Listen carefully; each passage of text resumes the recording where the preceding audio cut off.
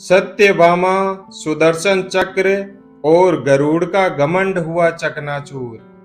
पौराणिक कथाओं के अनुसार एक बार भगवान श्री कृष्ण द्वारिका नगरी में रानी सत्यभामा के साथ बैठे हुए थे।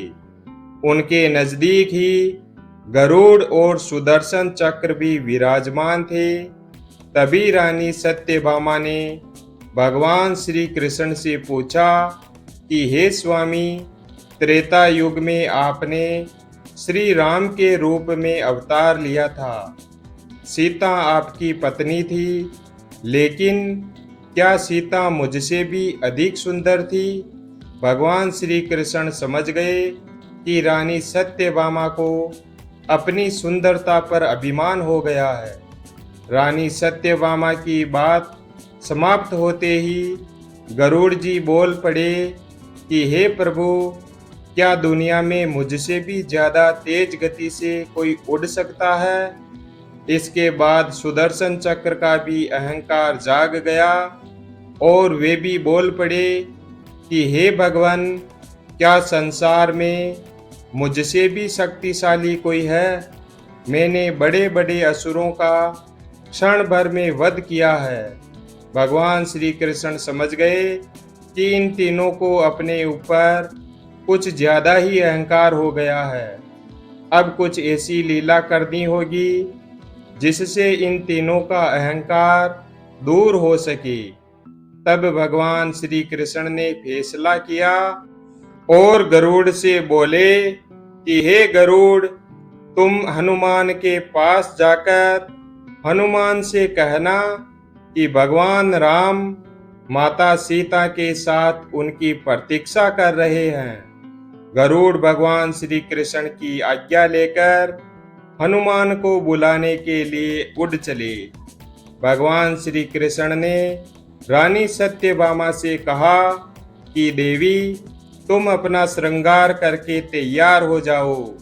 और भगवान श्री कृष्ण ने राम का रूप धारण कर लिया।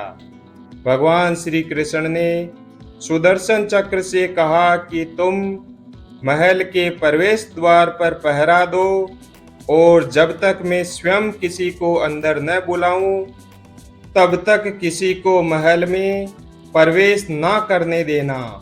भगवान की आज्ञा लेकर सुदर्शन चक्र प्रवेश द्वार पर पहरा देने लगे। उधर गरुड़ जी हनुमान जी के पास पहुंचे और भगवान श्री कृष्ण के कहे अनुसार उन्होंने कहा कि हे वानर श्रेष्ठ हनुमान, आपको प्रभु श्री राम माता सीता के साथ द्वारिका नगरी में आपसे मिलने के लिए प्रतीक्षा कर रहे हैं।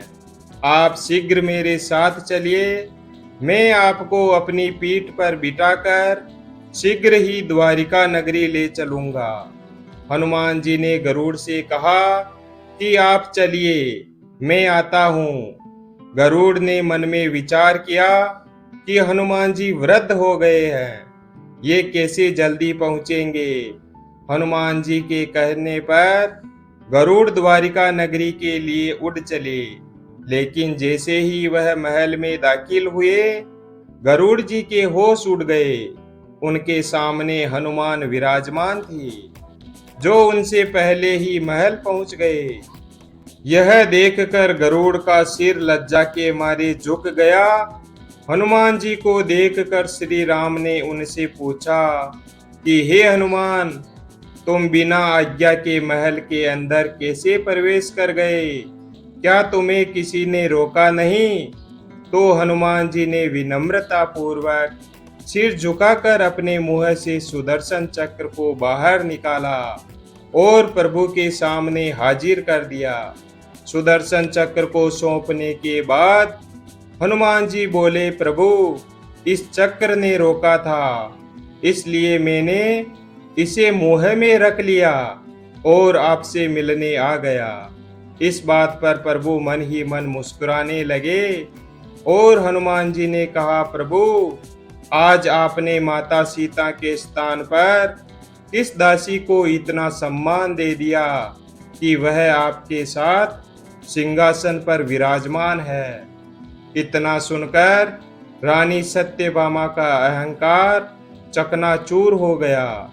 इस प्रकार भगवान श्री कृष्ण ने एक बार में ही तीनों का अहंकार समाप्त कर दिया और तीनों भगवान श्री कृष्ण के सामने सिर झुकाकर खड़े हो गए और तीनों ने भगवान श्री कृष्ण से माफी मांगी और उन्हें बात समझ में आ गई। भगवान श्री कृष्ण यही चाहते थे। श्री कृष्ण ने हनुमान जी को गले लगाया, हृदय से हृदय की बात हुई और उन्हें विदा कर दिया। वीडियो अगर पसंद आया हो तो वीडियो को लाइक और चैनल को सब्सक्राइब करें और अपने दोस्तों के साथ शेयर करें।